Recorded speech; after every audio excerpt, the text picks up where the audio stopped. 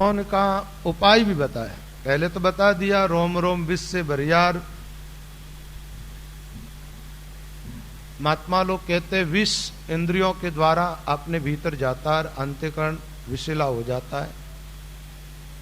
राम सुदारस पाई के सदगुरु करिए सो। राम नाम रूपी अमृत पिला करके और गुरुदेव जीव का विष उतारते हैं। ऐसी कोयन कर सके जो सदगुरु से हो, जो अपने जीवन का काम सदगुरु करते हैं वो दूसरा कोई नहीं कर सकता। रामचरण गुरु गारडू सब विष डारे धोई। महाराज कहते हैं गारडू उसको कहते हैं जो किसी को सर्प काट गया हो, बिच्छू काट गया हो, झाड़ा दे करके उस विष को उतार दे, उसको गारडू कहते हैं। तो महाराज कहते हैं गुरुदेव ऐसे गारडू है जो जीवन पर विषय वासनाओं का विष चढ़ा हुआ, उस विष को उतार करके एकदम जीवन को अमृतमय बना देते। एक बार क्या हुआ, एक कोई ब्राह्मण देवता थे, उनकी आदत पड़ गई भांग खाने की। भांग घोट करके खाना, भांग पीना। तो नशे करने वाले लोगों की जब आदत बन जाती है ना, तो वो धीरे धीरे आदत बढ़ती जाती है। अब पहले तो भांग का नशा ठीक आता था, अब भांग पीते पीते पूरा जीवन ही भांगमय हो गया, तो नशा थोड़ा कम आने लग गया। जो रोज भांग आदि खाते हैं ना, वो बड़े बड़े गोले खा जाते हैं, उन पर असर नहीं होता। अरे नहीं खाने वाला थोड़ा सा भी खाए तो उस पर असर होता है। अब वो महाराज भांग के साथ क्या करने लगा, कुछ जहरीली बूटियां गोट गोट के भी भांग के साथ लेने लगा। एक बार जंगल में गया और भांग के साथ कुछ ऐसी जड़ी बूटी ला करके घोट के खा गया। खाते ही बेहोश हो गया, एकदम बेहोश, पूरा सब कुछ भूल गए, कुछ भी याद। उनके परिवार वालों ने खूब इलाज करवाया, लेकिन कोई इलाज लागू ही नहीं हो रहा। फिर एक अच्छे कोई चतुर्वेद्य आए, उन्होंने उसको देखा, विचार किया ये कोई जहरीली बूटी खाने से बेहोश हुआ। उन्होंने कुछ ऐसी औषधि दी जिससे वो आदमी होश में आ गया। तो होश में आया साल भर बाद, और होश में आते ही वो साल भर पहले की बात करने लगा। तो उनके परिवार वालों ने कहा है बोले उस घटना को तो 1 बरस बीत गया है, इसका मतलब 1 बरस तक वो आदमी बेहोशी में रहा। महाराज परमात्मा करीब करीब जीवों की दशा है। जीव ज्यादातर बेहोशी में जीवन जीते हैं, न तो आत्मा का जीव को ठीक से ज्ञान है, न परमात्मा का ठीक से ज्ञान है। जब ये सत्संग में आकर के बैठता है और सत्संग करते करते धीरे धीरे इसके जीवन में जब विवेक जगता है, और ये आदमी जब अपने विवेक का आदर करता है, तब धीरे धीरे इसको आत्मानुभूति होने लगती है। माया का नशा जब उतर जाता है ना, तब आत्मानुभूति होने लगती है। ऐसे ही महात्मा कहते हैं जब विषय और वासनाओं से जीव मुक्त होता है, जब जीव को आत्म कल्याण का रास्ता साफ साफ दिखने लगता है। जब तक आदमी विषय वासनाओं में आसक्त है, तब तक परमात्मा के रास्ते पर वो चल नहीं सकता, उलझा रहता है और कष्ट उठाता रहता है। ये वैसे वाणी जी के अंदर वासना का प्रकरण आएगा जिसके कारण जन्म मृत्यु होती है, उस प्रकरण में ये बात थोड़ी विस्तार से बता दी जाएगी। अब यहां महाराज परमात्मा भाई कि सदगुरु अच्छे मिल जाए तो क्या करते हैं, अष्टदा प्रकृति जो है माया जिसको कहते हैं, उस माया का नशा उतार करके जीव को आत्म तत्व का बोध करवाते हैं। तो आत्म तत्व के बोध कराने वाले सदगुरु के लिए महाराज परमात्मा जो सच्चा सदगुरु मिले तो साचा दारू दे। यहां दारू शब्द जो है ये औषधि के अर्थ में प्रयोग हुआ है। सच्चे महात्मा मिले तो सच्ची औषधि, यानी सच्चा वैद्य मिल जाए तो बीमारी देख करके जो रोग है उसी रोग की वो दवा देता है, आदमी का रोग धीरे धीरे ठीक हो जाता है। ऐसे ही सच्चे सदगुरु मिलते हैं तो वो देख लेते हैं कि इस जीव के बीमारी क्या लगी हुई है, पहले उस बीमारी का पता लगाते हैं और फिर इस बीमारी से छुटकारा कैसे मिलेगा इस जीव को, वो तरीका ढूंढते हैं और साथ में औषधि देते हैं। तो औषधि तो यहां पर राम नाम को बताया महात्माओं ने। जो सच्चा सदगुरु मिले तो साचा दारू दे 84 का जीव की ब्रह्म दृष्टि कर ले। महाराज फरमाते जीव 84 में आने जाने वाला, जन्मता है मरता है। 84 लाख योनि जो है ना, ये मानव शरीर भी उसी के अंतर्गत है, लेकिन ये शरीर एक बढ़िया शरीर है जिसके द्वारा परमात्मा को पाया जा सकता है। ये विवेक प्रदान जीवन है, इसलिए इस जीवन की महिमा है। ताकि 84 की बात बताते हुए महात्माओं ने कहा है कि 20 लाख 9 लाख जल प्राण, 10 लाख पक्षी जान, लाख तो 11 जान कर्म कीट लाई है, 20 लाख घास फूस, 30 लाख पशु जूण, 4 लाख नर जूण सारी जूण आई है, सब है 84 लाख 4 खान माई भाग, संत जारी भरे साख भिन्न भिन्न गाई है। 84 की बात बताते हुए महात्मा कहते हैं 9 लाख तरह के जीव जल के अंदर निवास करते हैं। कितने? 9 लाख जाति के जीव जल के अंदर है। तो ये जीव 84 में जाता है तो 9 लाख दफे तो जल में जन्मता और मरता रहता है। 9 लाख जल प्राण, 10 लाख पक्षी।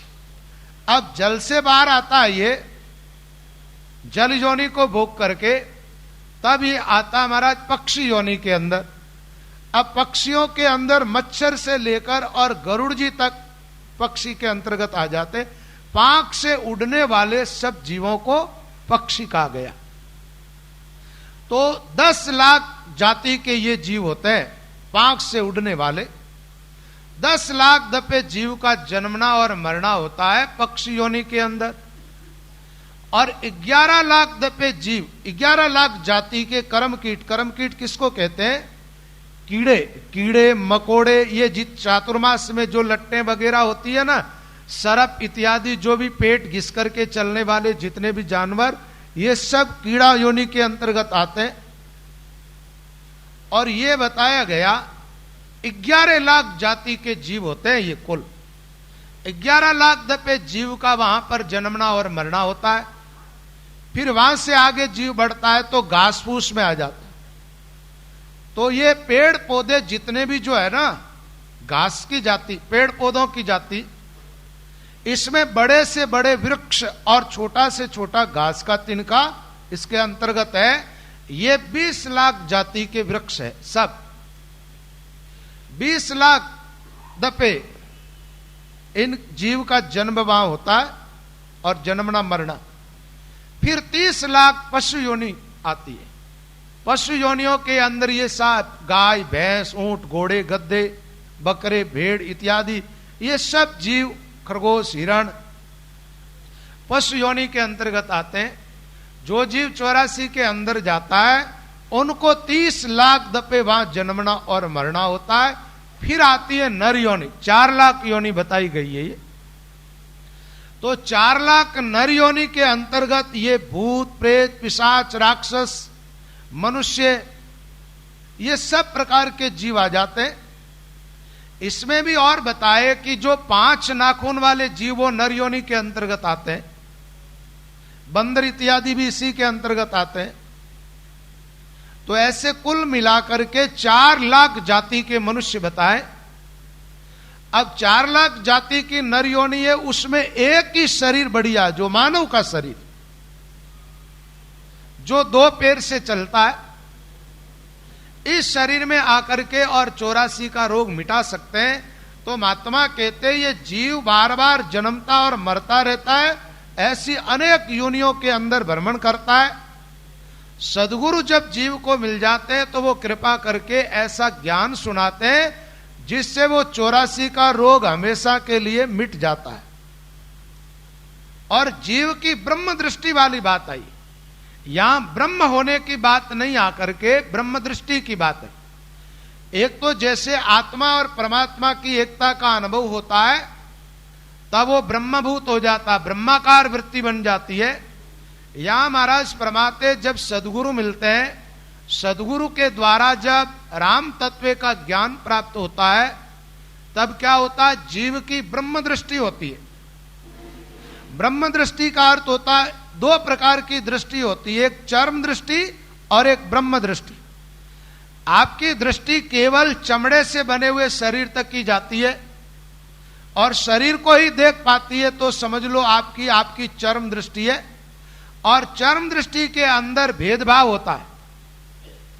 माया तक जिसकी दृष्टि की पहुंच है वो चर्म दृष्टि है, और माया से परे जो मायापति है उसका साक्षात्कार करने वाली जो दृष्टि है उसको कहते हैं ब्रह्म दृष्टि।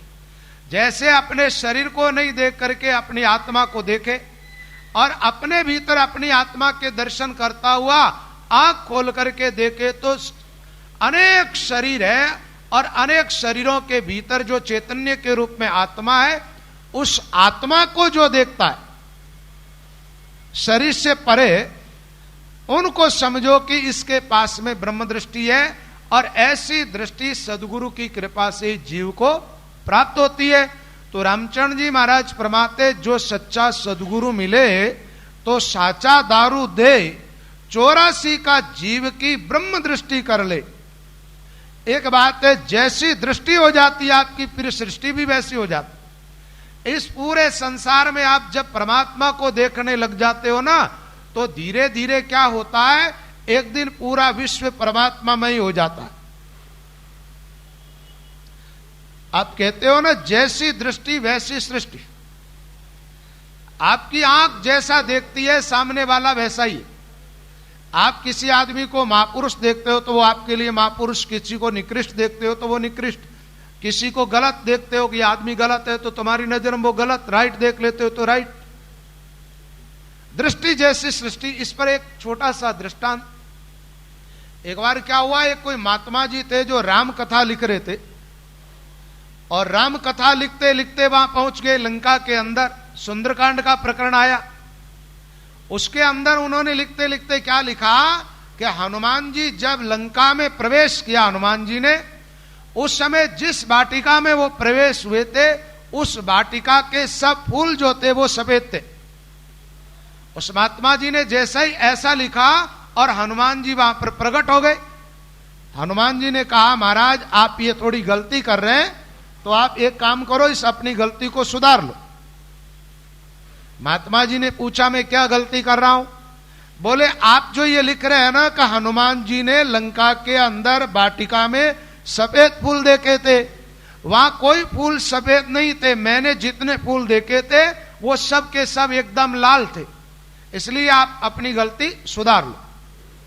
उस महात्मा ने कहा, नहीं, मैं कोई गलती नहीं कर रहा हूं, मैं जो देख रहा हूं वही राइट है, और मेरी दृष्टि जो देख रही है अभी वही राइट है। तुमने वहां पर सफेद फूल देखे थे, हो सकता है तुम्हारी कोई भूल हो रही है और तुम भूल चुके हो। अब हनुमान जी में और उस महात्मा जी में थोड़ा विवाद छिड़ गया, तो दोनों ही भगवान राम के भक्त हैं। राम जी वहां पर प्रकट हो गए और राम जी ने कहा, रे भाई विवाद क्यों कर रहे हो, क्या बात है? उस महात्मा ने कहा, देखो प्रभु, मैं जो देख रहा हूं ना, मुझे साफ साफ वो त्रेतायुग का पूरा चित्र दिखाई दे रहा है, और पूरी लंका नगरी और लंका की वाटिका दिख रही है। उस वाटिका के अंदर जितने फूल खिले हुए थे वो सब सफेद थे। बोले, तो ठीक है, इसमें विवाद की क्या बात? हनुमान जी ने कहा, नहीं महाराज, वो सफेद नहीं थे, मैंने तो मेरी आंख से देखा, मैं गया हूं खुद, ये महात्मा जी थोड़े ही गए थे, और मैंने तो इनको प्रेम से कहा कि आप अपनी गलती सुधार लो। ये अपनी गलती स्वीकार करने को ही राजी नहीं है। अब राम जी विचार करने लगे, हनुमान कहता वो भी बात सही है, और ये महात्मा जी कह रहे वो भी बात सही है। अब किसको कहे कि तुम राइट? तब भगवान राम ने कहा महात्मा जी से, बोले महाराज आप जो कह रहे हैं बात तो वही ठीक है, क्योंकि वहां वाटिका के फूल थे तो सब सफेद। तो हनुमान जी ने कहा, फिर मैंने मेरी आंखों से देखा, वो झूठ था क्या? राम जी ने कहा, वो झूठ तो नहीं था, लेकिन तुम जैसे ही लंका में गए ना, लंका में गए और जानकी के दर्शन किए और उस समय उनकी व्याथा देखी, और देखते ही तुम्हारे जीवन के अंदर रावण के प्रति क्रोध आ गया, और क्रोध आया तो तुम्हारी आंखें एकदम लाल हो गई थी। उन लाल आंखों से तुमने देखा, इसलिए तुझे सब कुछ लाल ही दिखता था। वहां पर तुम्हें सब कुछ लाल ही दिख रहा था। इसका अर्थ यह हुआ, जैसी हमारी दृष्टि होती है वैसी सृष्टि हो जाती है। आपके सामने कोई सफेद स्फटिक मणि का पत्थर रख दे और आपकी आंखों पर लाल कांच का कोई चश्मा लगा दे, उसमें से आप देखोगे वो है तो स्फटिक मणि का पत्थर एकदम सफेद जब, लेकिन आपको वो एकदम लाल दिखाई देगा। जैसा चश्मा लगाओगे सामने वाला वैसा ही आपको दिखने लग जाएगा। तो सद्गुरु क्या करते हैं, सच्चे सद्गुरु मिलते हैं, उनकी जब कृपा होती है तो आपकी आंखों पर एक चश्मा लगाते, और वो किसका चश्मा लगाते, ब्रह्म का चश्मा लगाते। अब ब्रह्म का चश्मा लग गया आंखों पर, अब संसार में जहां कहीं भी आप देखते हो तो आपको परमात्मा के अलावा और कुछ भी नहीं दिखाई देता, आपकी दृष्टि ब्रह्ममय हो जाती। और जिन जिन की ब्रह्ममय दृष्टि हुई, उन्होंने कुत्ते में भगवान को देखा, भूत प्रेत में भगवान को देखा, आग लगी तो आग के अंदर भी परमात्मा को देखा, सब जगह भगवान को देख रहे। पहले तो दृष्टि प्राप्त होती है, और दृष्टि प्राप्त होने पर सृष्टि बदलती है। भागवत के अंदर 12वें स्कंद के अंदर 4 प्रकार के प्रलय की बात आती है। तो एक ज्ञानमय प्रलय होता है, उसमें क्या होता है, पहले ब्रह्म दृष्टि होती है और धीरे धीरे आप संसार के अंदर परमात्मा को देखते हो, और अंदर देखते देखते आपके अंदर ऐसा अनुभव जगता है, जब संसार में परमात्मा ही है तो फिर परमात्मा के अलावा संसार का अस्तित्व कहां, ऐसा विचार करते हो। उस समय संसार का अस्तित्व परमात्मा में लय हो जाता है और एक केवल परमात्मा ही रह जाता है। जब आपकी नजर में भगवान के अलावा और कुछ भी नहीं बचता है, तब आप समझो कि आप दस्ता भक्ति में प्रवेश कर गए, पराभक्ति में प्रवेश पा गए। ब्रह्मभूत प्रसन्न आत्मा न सोचती न कांक्षती। जो ब्रह्मभूत हो जाता है, एकदम ब्रह्मय हो जाता जिसका जीवन, तो महाराज फरमाते भाई सदगुरु मिलते तो क्या करते हैं, बोले 84 का जीव की ब्रह्म दृष्टि कर ले।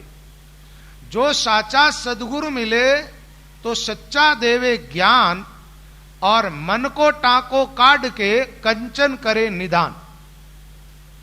महाराज फरमाते सदगुरु सच्चे मिल जाए तो फिर वो ज्ञान देते हैं, वो भी उनका ज्ञान एकदम सच्चा ज्ञान होता है, उस ज्ञान में तनिक भी खोट नहीं होती है। और ये भक्ति मार्ग है ना, इसमें खोट नहीं चलती है। राम तुम्हारे नाम में रतीन चाले खोट, बाल सरायो रेणुका जल की बंदीन पोट। जमदग्नि ऋषि की पत्नी थी ना रेणुका, बहुत पतिव्रता थी, सती थी, साध्वी थी, साधना में उसका जीवन था। अपनी पूजा के लिए पानी लाती तो वहां घड़े मटके आदि नहीं थे, भिक्षा की जो जोली होती है ना, जोली में पानी लेकर के आती थी। अब आप विचार करो, कपड़े की जोली में पानी आता है क्या, पानी निकल जाता, लेकिन उसके सत के प्रभाव से पानी आ जाता था। एक बार वो पानी भरने के लिए नदी में गई या सरोवर में गई, सरोवर पे, और वहां देखा कुछ गंधर्व लोग जो उनकी स्त्रियों के साथ जल क्रीड़ा कर रहे थे, और उन्होंने उनकी खूबसूरता देखी, थोड़ी देर के लिए आकर्षित हुई उनकी तरफ, उनका सतीत्व खत्म हो गया, और जैसे ही कपड़े में पानी भरने लगी तो पानी कपड़े से निकल गया। पानी कपड़े से निकल गया और वो अपने पति के पास में आई, चेहरा उतर गया एकदम, हाथ जोड़ के सामने खड़ी है। जमदग्नि ऋषि ने उसके मानसिक व्यभिचार को देख लिया अपनी दिव्य दृष्टि से, और अपने पुत्रों से कहा कि तुम्हारी मां का मस्तक काट दो, इसको मार डालो। दूसरे बेटों ने तो नहीं माना, लेकिन परशुराम जी अपने पिता के प्रभाव को ठीक से जानते थे। परशुराम जी ने उठाया फरसा और मां को और भयों को पिता के आदेश से मौत के घाट उतार दिया। जब पिता ने कहा कि तुमने मेरी आज्ञा का पालन किया, इसलिए मैं अति प्रसन्न हूं, कोई वर मांग लो। परशुराम जी ने कहा आप कृपा करो, ऐसा वरदान दो मेरी मां और मेरे भाई जीवित हो जाए और इनको पता नहीं चले कि मैंने इनका वध किया, इनको मारा। जमदग्नि ऋषि तो बहुत बड़े सिद्ध महापुरुष थे, उन्होंने अमृत की दृष्टि डाली उन पर और सब जीव जिंदे हो गए। अपनी पत्नी को मारने का आदेश क्यों दिया कि इनके जीवन में जो मानसिक व्यभिचार हुआ है उसका प्रायश्चित मृत्यु के अलावा और कोई नहीं, तो प्रायश्चित हो गया उनका। तो बताया गया राम तुम्हारे नाम के रतीन चाले खोट, ये भक्ति मार्ग जो है इसमें रति भर भी खोट नहीं चलेगा। बाल सरायो रेणुकार जल की बंदी ना पोट। तो सच्चे सदगुरु मिलते हैं ना तब सच्चा ज्ञान देते। ज्ञान दो प्रकार का होता है, एक लौकिक एक अलौकिक ज्ञान। लौकिक ज्ञान के लिए तो महात्मा कहते ज्ञान ध्यान अधका गुरु झूठा सो सब दूर बिडारो, जहां आस्था नाम गढ़ जागे वह सदगुरु सिरदारो। हद का ज्ञान सुनाने वाले गुरु का त्याग कर देना चाहिए। वो लौकिक ज्ञान बता रहा है और लौकिकता में तो हम पहले से ही बैठे। अलौकिक तत्व जो है परमात्मा, उस परमात्मा तत्व का जो बोध करा दे, इस मायामयी संसार से उठा करके और हमारी स्थापना ब्रह्म में कर दे, उसका नाम हमारा सदगुरु है। जो साचा सदगुरु मिले तो साचो देवे ज्ञान।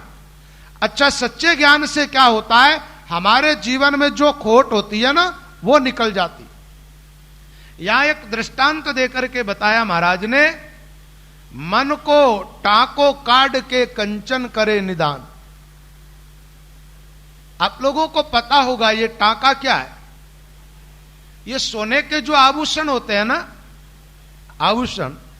आभूषणों के अंदर जो बारीकी का काम किया जाता है, उसके अंदर जो टाका लगता है उनको जोड़ने का, उसमें खोट होता है।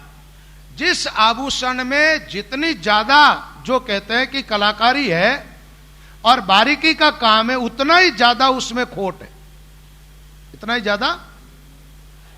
अब कोई सोनी होगा या सोने का काम करता होगा सराफा का, वो आदमी इस बात को ठीक से जान सकता है कि वो टाका लगता है तो किसका लगता है। बताते कुछ तांबे का कैसा कुछ लगता होगा, तो वो पूरा खोट होता है आभूषण। तो रामचंद्र जी महाराज कहते सदगुरु मिलते तो क्या करते, उस खोट को निकाल देते हैं। अपने मन के अंदर भी खोट है। मन में क्या खोट है, हमारा मन संसार का संकल्प विकल्प करता है, संसार का चिंतन करता है, संसार की तरफ जा रहा है, माया की तरफ भाग रहा है। सदगुरु मिलते तो क्या करते, ये मन की जो माया की तरफ दौड़ है ना, उस दौड़ को मिटाते, वहां से मन को रोक करके और मन को परमात्मा की तरफ ले जाते। महात्मा लोगों ने क्या किया, वाणी के अंदर एक ध्यान की बात बताई। उसमें क्या होता है कि मन जो संसार की तरफ भाग रहा है, उस भागते हुए मन को पकड़ के लाना और भीतर राम शब्द के अंदर लगा देना। श्वासोश्वास भजन करोगे, आपका मन श्वासों के साथ लग जाएगा। सूरत शब्द मन पवन मिलाई, श्वासोश्वास राम लिवलाई। जब सुरता शब्द के अंदर मिल जाए, श्वास दोनों बराबर रहे, श्वास के साथ मन जुड़ जाए और इस प्रकार आप भजन करो तो आप देखना आपका मन एकदम धीरे धीरे स्थिर होने लगेगा। और जितना मन भजन में लगेगा उतना ही संसार मन से बाहर निकलता जाएगा। एकदम मन संसार से हटकर के परमात्मा में लगेगा, उस दिन समझ लो कि मन के अंदर से पूरा खोट निकल गया। यह खोट जितना भी मन में आता है ना, वो संसार की तरफ से आता है। एक बात बताओ, आंख में विकार आया तो संसार की तरफ से आया, कान में विकार आया तो संसार की तरफ से आया, जबान पर विकार खाने पीने का आया तो संसार की तरफ से आया। परमात्मा तत्व तो एकदम निर्विकारी तत्व है। तो रामचंद्र जी महाराज फरमाते, भाई जो साचा सदगुरु मिले तो साचा देवे ज्ञान, मन को टाको काट के कंचन करे निधान। अब सोना सोना बच गया। ऐसे ही क्या है, मायातीत जब आप हो जाते हो, देहातीत हो जाते हो, ध्यान करते हुए थोड़े शरीर से परे निकलते हो ना, उस समय क्या होता है, आत्मा और परमात्मा ये रह जाते, बाकी संसार की माया पूरी की पूरी छूट जाती है। सही अर्थों में आप ध्यान में बैठते हो, उस समय माया और संसार दोनों बाहर होते हैं और आप अपने आप में चले जाते हो। अपने आप में प्रवेश पाते ही संसार से छुटकारा मिल जाता है। तो महाराज कहते, भाई मन को टाको काट के कंचन करे निदान। अब सोना बच गया। ऐसे अब ब्रह्म बच गया, परमात्मा। जो साचा सदगुरु मिले तो सिख भी सच्चा होई, रामचरण सच्चा बिना बंद मति बूढ़ो कोई। महाराज परमात्मा सच्चे सदगुरु मिलेंगे तो शिष्य भी सच्चा होगा, उसका भ्रम टूट जाएगा और वो ईश्वर आराधना की तरफ लग जाएगा। एक बात बताओ, जो गुरु ही ध्यान में प्रवेश नहीं पाया वो तुम्हें ध्यान में कैसे ले जाएगा? जो गुरु स्वयं देहातीत नहीं हुआ, देह से परे आत्मा का अनुभव नहीं कर रहा है, वो तुम्हें इस शरीर से परे आत्मा का अनुभव कैसे करा देगा? जिस गुरु को स्वयं को परमात्मा का अनुभव नहीं हो रहा है, वो तुम्हें अनुभव कैसे कराएगा? भाई, जिस व्यक्ति के पास में जो वस्तु होती है ना, वही सामने वाले को दे सकता है।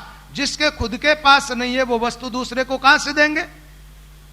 वाणी जी में एक दृष्टांत आता है इस प्रकार का कि एक कोई रावत ठाकुर था, उसने शीतला माता की पूजा की, लगातार 12 साल तक शीतला की आराधना की उसने। अब भाई 12 साल किसी का पूजन करे तो भूत भी प्रकट हो जाता। तो शीतला देवी प्रकट हो गई और कहने लगी, भक्त मैं तेरे ऊपर बहुत प्रसन्न हूं, तुम्हारी जो इच्छा वो मुझसे मांग लो। उस भक्त ने कहा, बोले मां अब तुम्हारी कृपा हो गई है तो मेरे लिए कुछ भी दुर्लभ नहीं है, तुम तो ऐसी कृपा करो मुझे सवारी के लिए ऐसा घोड़ा दो जिस पर चढ़ करके और मैं लड़ाई लड़ूं और विजयी हो जाऊं। माता हंस करके कहने लगी, भाई तूने बहुत बड़ी गलती कर दी है। उसने कहा, मैंने गलती क्या की? मैंने आपकी आराधना की और मेरी आराधना सफल हुई, आप प्रकट हो गई, अब गलती क्या है? बोले गलती ये हुई है, तेरे मन में घोड़ा पाने की चाह थी तो फिर मेरी उपासना क्यों की? घोड़ा पाने की चाह थी तो मेरी उपासना क्यों की? अब तेरे मन में गधा पाने की चाह होती तो मैं तेरी चाह पूरी करती। आप जानते हो शीतला के सवारी किसकी है भाई? गधे की सवारी, उसको खुद को घोड़ा बैठने को नहीं मिल रहा है, तुम्हें घोड़ा कहां से देगी वो? सेवाशील मनाई खड़ो रावत मुंह आगे, माता प्रसन्न होई तुरी दो सेवक मांगे। हंसकर बोली माई तुरी का मूर्ख मेरे, मो सेवा फलिए गदो बांधु ग्रह तेरे। जहां देवत के जो विभव सेवक सो फल ले, यूं रामचरण बंद्यो गुरु मुक्ति कहां सु दे। रामचरण जी महाराज फरमाते, जिस देवता के पास जो संपत्ति जो वैभव होता है वही अपने सेवक को प्रदान करता है, अधिक वस्तु कहां से लाएगा? तो शीतला ने कह दिया, मेरी सेवा का फल तो यही है, गधा एक का 4 दे सकती हूं, घोड़ा मेरे पास में नहीं है। ऐसे ही रामचरण जी महाराज कहते, जो गुरु स्वयं बंधा हुआ है, अगर है आप खुद बंदा औरों को क्या छुड़ाए? जिसको खुद को बोध नहीं वो तुम्हें क्या संसार से पार करेगा? तो रामचरण बंद्यो गुरु मुक्ति कहां सुंदे। तो महाराज कहते, सच्चे सदगुरु मिलते हैं तो एक की पहचान शिष्य भी फिर सच्चा होता है। अच्छा, सच्चा सदगुरु क्या देता है? पहली बात तो यह है कि वो राम नाम मंत्र बख्शिश करता है पहले ही दीक्षा लेते जब, और फिर उनका सत्संग सुनते रहे तो धीरे धीरे धीरे धीरे क्या करते हैं, माया का नशा उतार देते हैं। अभी हम 5 महाभूतों का ये शरीर धारण करके बैठे हैं, ये एक चोला है। जैसे कई ऐसे कोट वगैरह होते हैं ना, तो उनके नीचे अस्तर और होता है और ऊपर कपड़ा और होता है सिलाई में। ऐसे भगवान ने क्या किया, ये 5 पट का एक कपड़ा ऐसा जिसमें 5 पर्दे, 5 परत के कपड़े का ये शरीर बनाए, जिसको पंचकोशमय शरीर कहते। और महापुरुष मिलते तो क्या कहते, वो कहते हैं कि ये कपड़ा तुम नहीं हो, ये शरीर है ना, इसको वस्त्र बताया आत्मा का। वासांसी जीर्णानि यथा व्याय नवानि गृणाति नरो पराणि, तथा शरीराणि व्याय जीर्णा नन्यानि संयाति नवानि देहि। ऐसी बात आती, आत्मा का बोध करवाती। सो सदगुरु निज रूप नाम निर्वाण बतावे, जत मत संतोष पोक दे शिष्य निपावे। वर्म कर्म और भोग सोग संसार निवारे, तीन ताप की जलन हरण भव पार उतारे, कर्णधार करुणा सुने दया धर्म के मूल, राम चरणता की शरण मिट जाए सांसे सूल। महाराज फरमाते ऐसे सदगुरु की शरण लो जिसका स्वरूप बताया, सो सदगुरु निज रूप नाम निर्वाण बता। सदगुरु कौन? गुरु और सदगुरु में बड़ा अंतर होता है। गुरु के लिए तो कहा गया है तुम्हारी मां भी गुरु है, रोटी खाना उसने सिखाया, बोलना सिखाया। तुम्हारे पिता भी तुम्हारे गुरु है, विद्या अध्ययन कराने वाला भी गुरु है, नामकरण संस्कार करने वाला भी गुरु है, गर्भ से छुटकारा दिलाने वाली दाइन वो भी गुरु है, और कोई कान फूंक के चला जाए वो भी गुरु है। लेकिन इन गुरुओं से मोक्ष तो होती नहीं है। प्रथम गुरु मात पिता, द्वितीय गुरु दाई, तृतीय गुरु नाम कडायो, चतुर्थ विद्या पढ़ाई ब्रह्म विचारा। अधगर छोड़ बेअधगर आया, जब जाकर के जन्म मृत्यु का अंत होता है।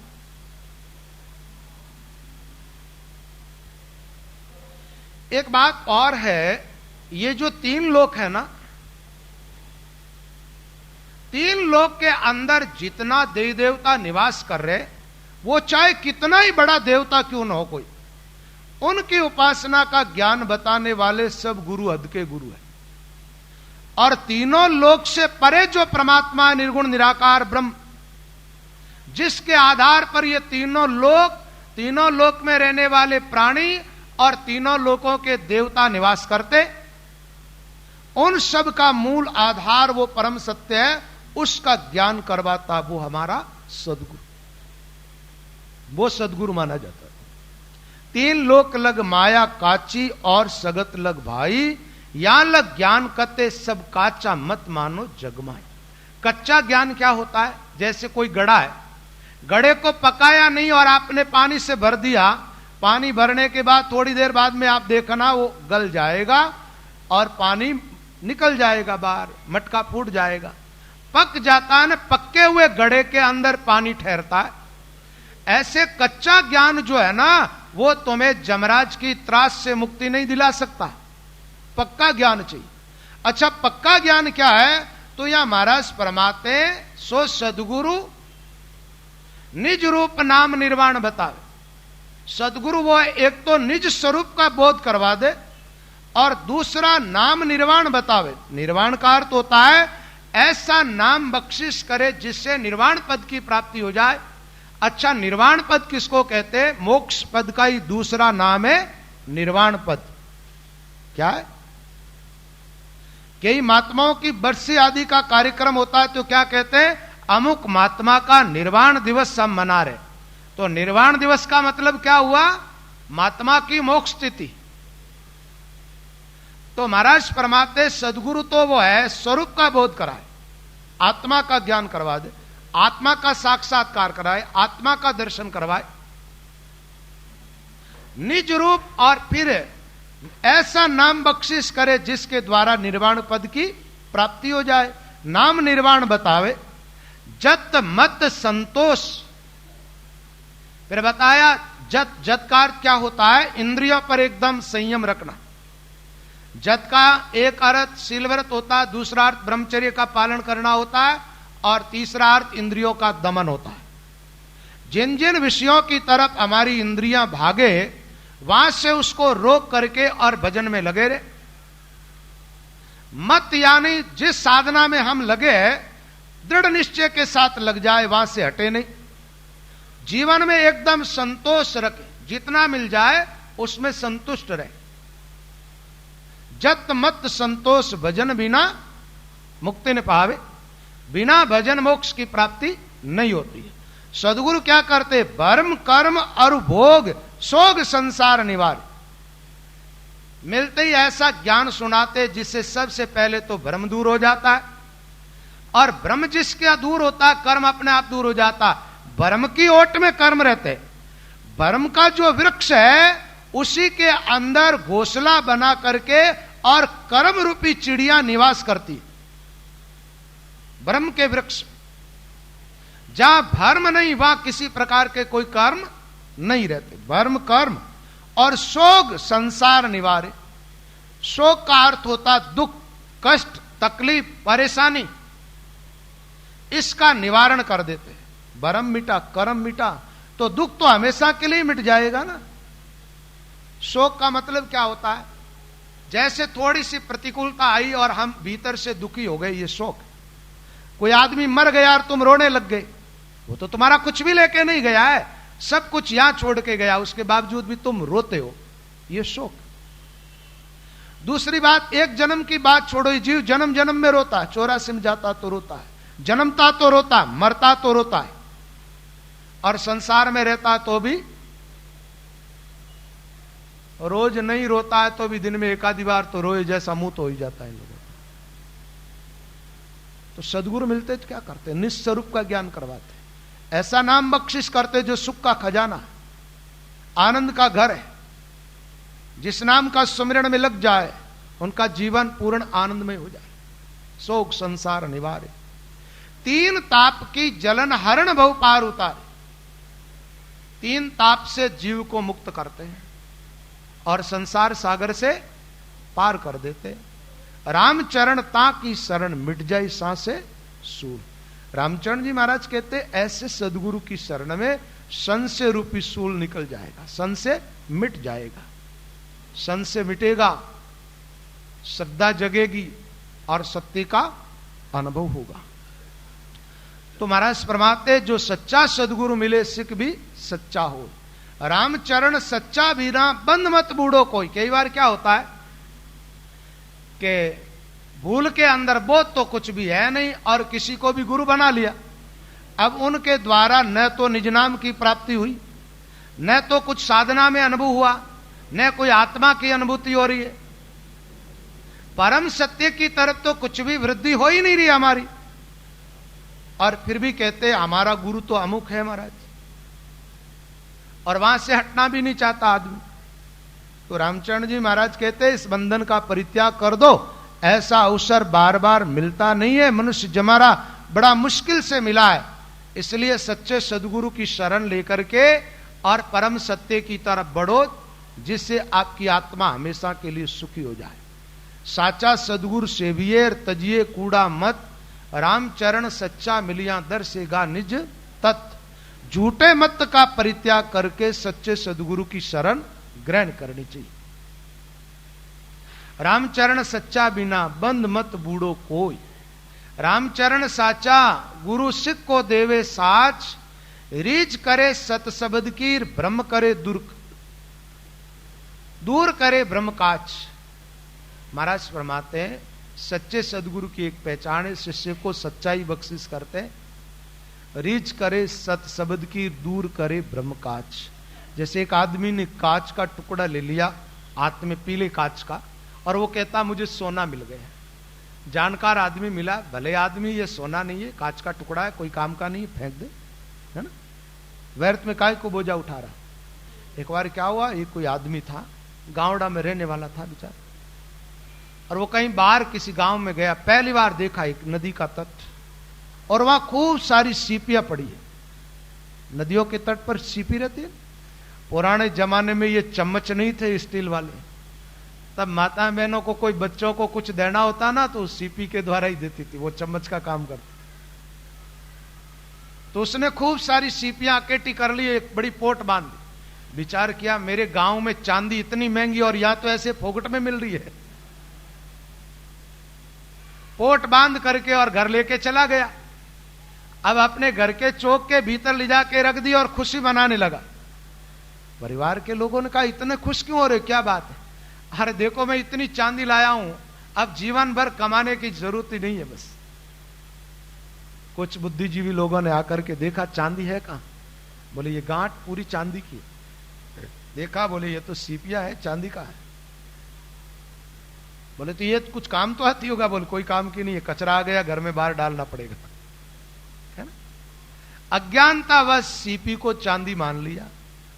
ऐसे अज्ञानता के कारण क्या होता, आदमी झूठी चीजों को सत्य मान करके चलता रहता है और उस झूठ के साथ चलता, इसलिए अधोगति में चला जाता है।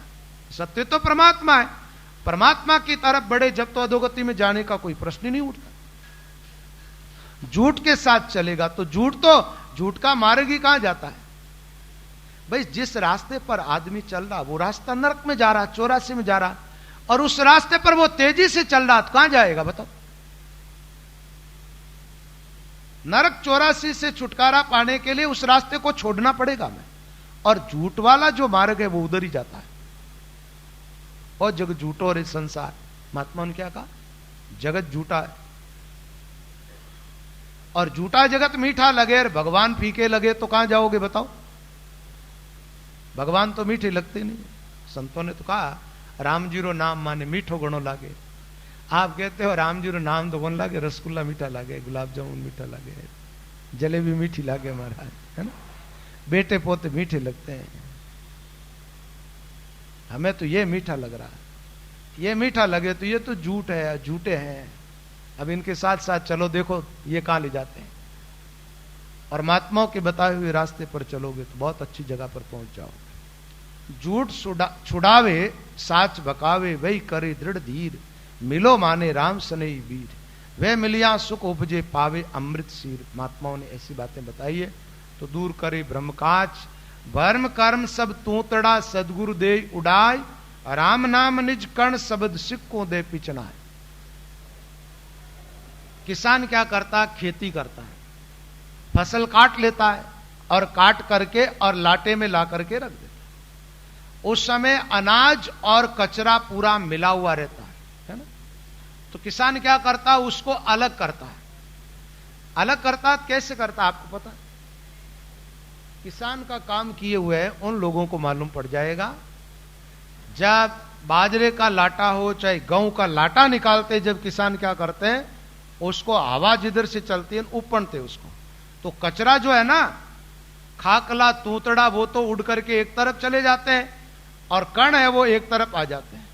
लेकिन एक बात है, चौवायो पावन बाजे तो लाटो निकल जावे कि नहीं निकले? आप बताओ। थोड़ो घणो खेती रो अनुभव तो वेला ही थे, आयोड़ा तो वटी नु जोरे। चारों तरफ से हवा चले, कभी पूरब की, कभी पश्चिम की, कभी उत्तर, कभी दक्षिण, तो किसान को वो काम करना बंद करना पड़ता, लाटा नहीं निकाल सकते। और एक तरफ की हवा चले तो लाटा निकल जाता, अपने आप छंटनी हो जाती है।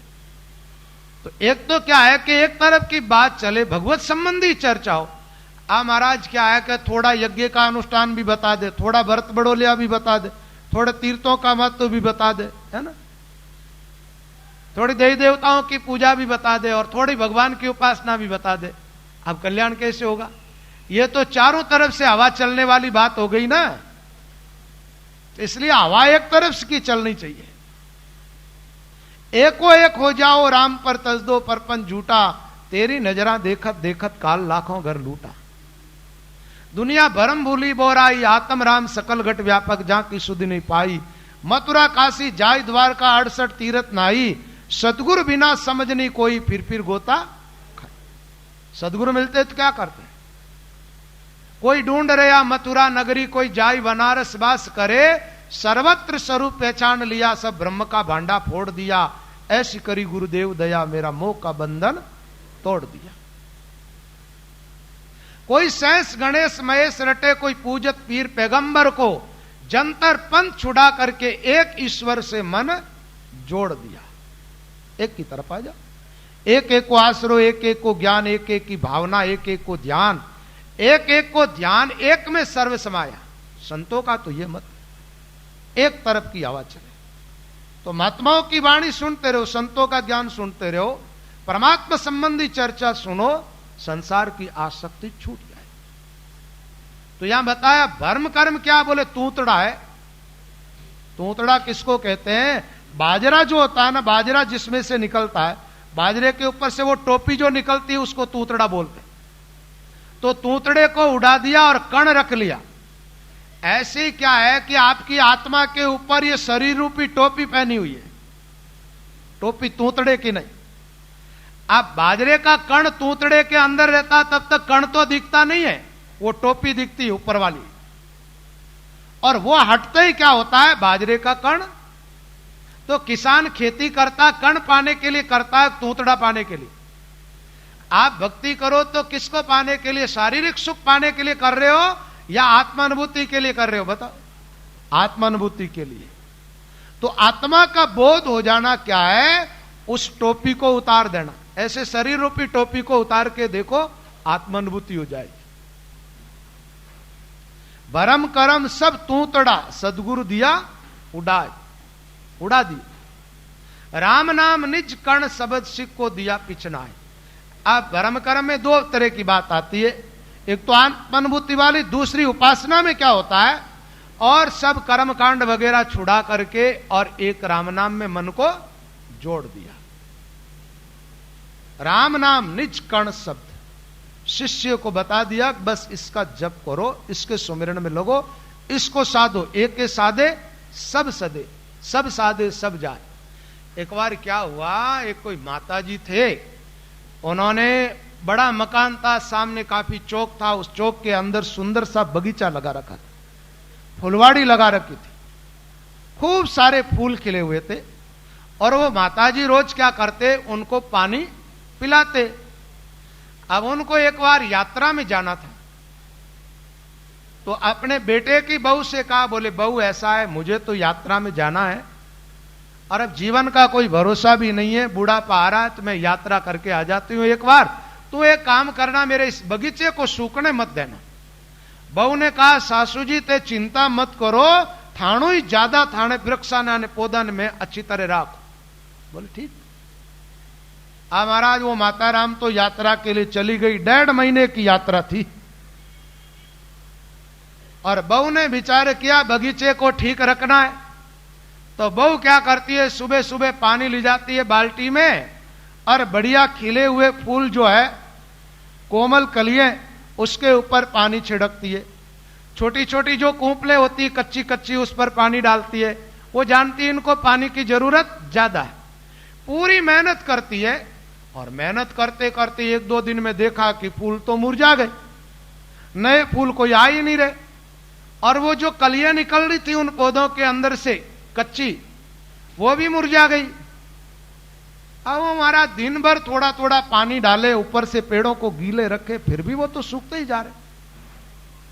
बहू ने ऐसा विचार किया, ये पेड़ जो है ना, ये मेरे सासू जी के हाथ के पानी से ही राजी रहते, इसलिए वो पानी सींचती है तो एकदम हरे भरे, मैं तो पानी रोज दे रही हूं फिर भी सूखा जा रहा। 1.5 महीने बाद सासू जी घर आए, जब तक बगीचा तो सूख गया महाराज, डंठल रह गए, सारे पत्ते खिर गए, फूल खिर गए। आकर के पूछा, है बहू ये क्या किया तूने, मेरे बगीचे को नहीं पाया? बोले सासू जी सुबह से शाम तक यही काम करती, लेकिन पता नहीं ये पेड़ पौधे है ना, ये आपके आदी हो गए, आपके हाथ का ही जल पीनी चाहते। बोले पानी कैसे देती थी? बोले मैं इनकी कच्ची कच्ची पत्तियों पर पानी डालती थी, फूला पर पानी डालती थी, पानी डालते डालते सब गिर गई। बोले बहू तूने भूल की, पत्तियों पे पानी डालने की जरूरत नहीं थी, पानी इनकी जड़ों में देती। जड़ में पानी दो तो वह पानी अपने आप पेड़ तक पहुंच जाएगा, पत्तों में, फूलों में, फलों में, सब जगह जाएगा और पौधा हरा भरा रहेगा। राम नाम निज मूल और सब डार रे, साका पत्र अनेक बहुत विस्तार रे, जड़ में करेज नीर सर्व पी जाइए, परिया रामचरण कर डार सो बाद घुमाई। रामचरण जी महाराज कहते हैं, जड़ा में पानी डाला जाए तो पूरा पेड़ पी जाता है, पूरा हरा भरा रहता है, और एक डाली पर पानी डालो वो पानी व्यर्थ जाता है, उस पेड़ को कोई लाभ नहीं होता है। ऐसे ही महात्मा कहते हैं, ये 2 अक्षर वाला जो राम मंत्र है, इस मंत्र को लेकर के साधन में लग जाओ, राम की उपासना कर लो, सबकी उपासना इसके अंतर्गत हो जाएगी, कोई कुछ भी बाकी नहीं रहेगा। आप कहेंगे ऐसा भी कोई हो जाता है क्या, एक राम की उपासना करने से सब देवी देवता संतुष्ट हो जाते? कैसे? एक बात बताओ, आप भोजन करते हो ना, तो शरीर के 9 द्वार है, तो भोजन तो खाली मुंह से करते हो ना, मुंह से भोजन करते हो और उस भोजन का रस पूरे शरीर को मिलता है, पूरे शरीर में ताकत कैसे आ जाती भाई? आंख से तो भोजन नहीं करते हो, कान से तो नहीं करते हो, नाक से तो नहीं करते हो, लेकिन सारी इंद्रियां ठीक रहती है मुंह से भोजन करने पर। जो रसना भोजन किया सब अंग पावे पोख, सारा शरीर ठीक रहता है मुंह से अंजल लेने से। ऐसे जड़ों में पानी डालने से वृक्ष एकदम हरा भरा रहता है। एक राम की उपासना करने पर और किसी की उपासना की जरूरत ही नहीं रहती है। और अन्य सब देवी देवताओं की उपासना से जो फल मिलता है साधक को वो अकेले राम की उपासना करने मात्र से मिल जाता है, लाभ हो जाता है। तो रामचंद्र जी महाराज कहते, भर्म कर्म सब तूतड़ा सदगुरु दिया उड़ाए, राम नाम निज कर्ण शब्द सिक्को दे पिचनाए। कर्ण रूपी शिष्य को दिया। सदगुरु तो साचा मिले भर्म कर्म दे खोय, शब्द गुंजार सर्वणा धरे तो कीट बिरंगा हो। एक कीड़े का उदाहरण दिया। चातुर्मास में बरसात होती है तो हरी घास पैदा होती है ना, उस पर लट्टे पैदा होती है। भंवरा जो होता है ना, भंवरा पैदा कैसे होता है? भंवरा किसी मां के गर्भ से जन्म नहीं लेता, मां के गर्भ से जन्म नहीं लेता। साधुओं की भंवरों की सृष्टि एक जैसी है। वो क्या करता महाराज, लट जो चलती है ना उस पे जाकर के अपना शब्द सुनाना चालू करता। 3 तरह की लट्टें होती है। एक तो चलती रहती है, उसकी शब्द, उसकी बात, उसकी गुंजार सुनती नहीं, उसको वो पकड़ता नहीं। एक लट होती है उसकी तरफ देखती है फिर नीचे गिर जाती है, उसको भी नहीं पकड़ता। एक वो जैसे गुंजार करता है, शब्द सुनाता है और सुनाते ही लट उसकी तरफ देखने लग जाती, उसको भंवरा पकड़ लेता है। और पकड़ने के पहले क्या करता, दीवार के सारे वो मिट्टी लगा कर एक मिट्टी का छोटा घर बनाता है, उसमें एक छेद रखता है, उस छेद के द्वारा उस लट को उस मिट्टी के अंदर डाल देता है। 2-4 लट्टों को ला करके वो अंदर डाल देता है और फिर मिट्टी ला करके, मुंह से मिट्टी लाके घर बनाता है और मुंह से मिट्टी ला करके उसको बंद कर देता। बंद करता और उसके ऊपर घूमता रहता, वो अपनी गुंजार सुनाता रहता। भंवरे की मुंह से जो आवाज निकलती है ना, वो ब्रह्म ब्रह्म ऐसी आवाज निकलती है, ब्रह्मा का। और ये ध्वनि सुनने से वो लट्टें जो अंदर होती है वो भंवरे का ध्यान करती है और वो गुंजार, वो ध्वनि जो है वो सुनती रहती है। भंवरे का ध्यान और भंवरे की आवाज सुनते सुनते उसका जीवन एकदम बदलता है। वो लट्टें जो होती है ना भंवरे का आकार ले लेती है, पंख आ जाते हैं उनके, भंवरा उस घर को खोल देता है, उसके अंदर से भंवरे निकलते हैं उड़ करके। ऐसे क्या होता है, जो सदगुरु का शब्द सुनकर के और साधक एकदम जिज्ञासा लेकर के महापुरुषों की तरफ आता है, तब वो क्या करते महाराज, उनको एक ब्रह्म शब्द सुनाते, राम शब्द। अब राम शब्द सदगुरु के द्वारा प्राप्त करके और सदगुरु का ध्यान करता हुआ जो साधक राम नाम का सुमिरन करे तो सदगुरु पद की उनको प्राप्ति हो जाती है। जिस पद में सदगुरु पहुंचे भाई वो पहुंचता है। सदगुरु जी की पादुका जे कोई पर से ध्याय, त्रिविध ताप मिट जात है उर शीतल हो जात। जहां पद में संत गरक है सोई पादुका जान, रामचरण दूजा भरम सभी झूठी बाण। तो यह महाराज कहते हुए शब्द गुंजार सर्वणा धरे तो कीट बिरंगा हो। कीड़ा जो है, लट जो है वो भंवरा बन जाता है। रामचरण सदगुरु मिल्या किया भरम सब दूर, अब जित देखूं जित राम रया सकल भरपूर। यानी आपका जीवन भी सदगुरु के जैसा हुआ, महापुरुषों के जैसा हुआ भजन साधन करने से।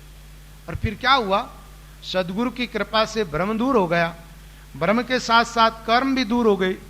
अब भ्रम और कर्म दोनों दूर हो गए तो आपकी आंखों पर जो पर्दा था वो आंखों से हट गया।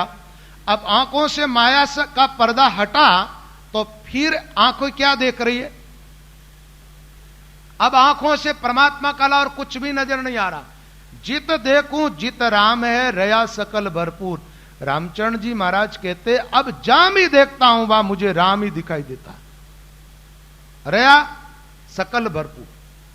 जिधर नजर जाए उधर राम ही राम, राम के अलावा कुछ भी नहीं दिखाई दे रहा। रामचरण सदगुरु मिलिया किया भरम सब दूर, जित देखूं जित राम है रया सकल भरपूर। आगे का जो भी प्रसंग होगा आपको कल की सत्संग में